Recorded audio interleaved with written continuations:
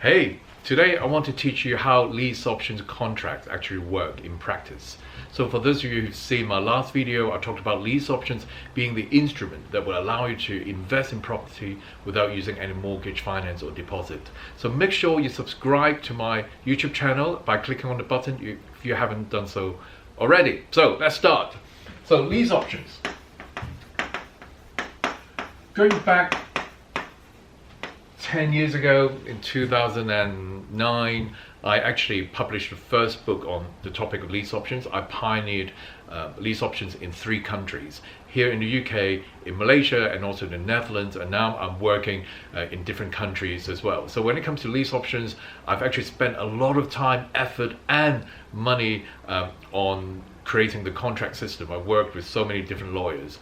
So lease option contracts, or how do they work? Well, firstly, these are contract papers that have to be customized to a particular country. So depending on where you're from, in the US you'll have a slightly different contract than here in the UK. But the principles are pretty much the same. There are 2 parts to it. So you have the lease part and also the options.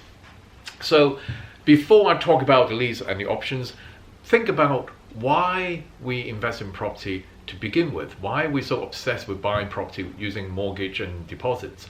Well, for 2 reasons really. The first thing is we want to make sure that when a property goes up in value, we'll benefit from the capital appreciation. And we all know it. Here in the UK, over the past 50 years, property prices doubled pretty much every 7 years. And the second part of it, being an investor, is that we want the cash flow from the property by renting the property out to tenants. So lease options actually will give you the same end result. If we can actually benefit from the capital appreciation as well as the cash flow, then the end result is the same as the ownership. But lease options are not about ownership, it's about the control. I think it was Rockefeller who once said the secret to wealth is to own nothing but to control everything. So let's begin with the options. So what is an option? Well, on an option contract, it actually gives you, it specifies the right to buy a property at a price that we agree today for a period of time. It's that simple. It gives you the right to buy a property at a price that you agree for a duration of time. So let's assume today there's a property out there and you agree with the seller that the seller will sell you the property for £200,000 for 10 years. And that means anytime over the next 10 years, you can exercise your right to buy the property at any time for £200,000. And that means when the property goes up from 200 to 300 to 400, there's unlimited increase during that period of time, because it could go as far as the market would take it. Then you will benefit from the capital appreciation. In which case, you only have to sign the piece of paper on the option, and you pay a nominal fee of, normally is £1, or if you're in the United States is $1.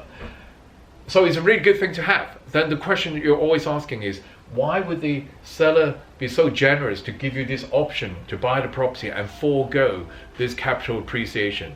And the answer to that is, you're giving the seller or the owner of the property something in return. So it's a give and take situation to make it win-win. There are many different circumstances in which the seller or the owner would grant you an option, but let me just give you one example here.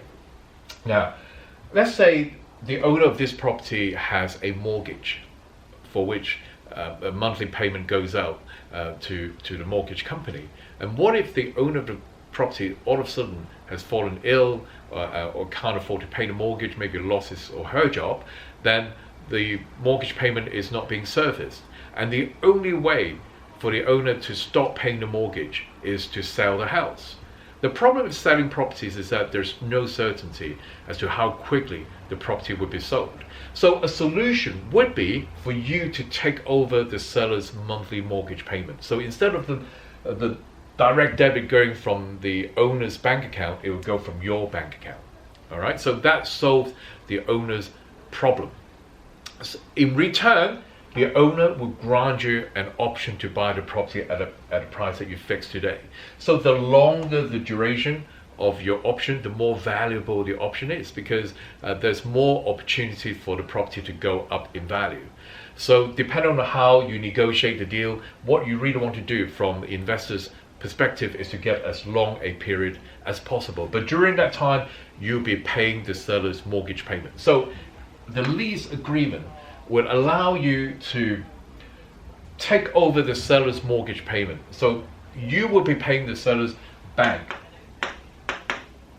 directly. And of course, you're not going to be paying out of your own pocket. You're going to be putting a tenant in the property. So the difference between what you pay the bank and what the money you receive from the tenant is going to be your CF, that stands for cash flow. So there are two contracts in the lease option. You've got the option agreement and you've got the lease agreement. But the lease agreement is not that straightforward, because it really depends on the country in which you operate. For example, in the UK, you're not actually allowed to rent the property from somebody and sublet it, because that actually breaks the mortgage regulations. So to circumvent this, we have to position ourselves slightly differently. So instead of being the owner's tenant, we become the owner's management agent. So the lease agreement actually becomes a management agreement.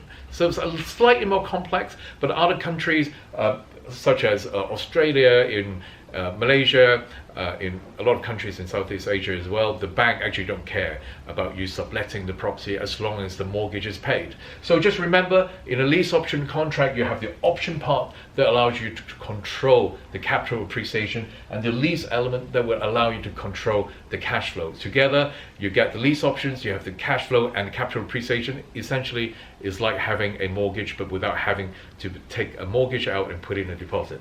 So I hope you find that useful. And if you enjoyed this video, make sure, if you haven't subscribed already, subscribe to my channel now. I'll see you next time.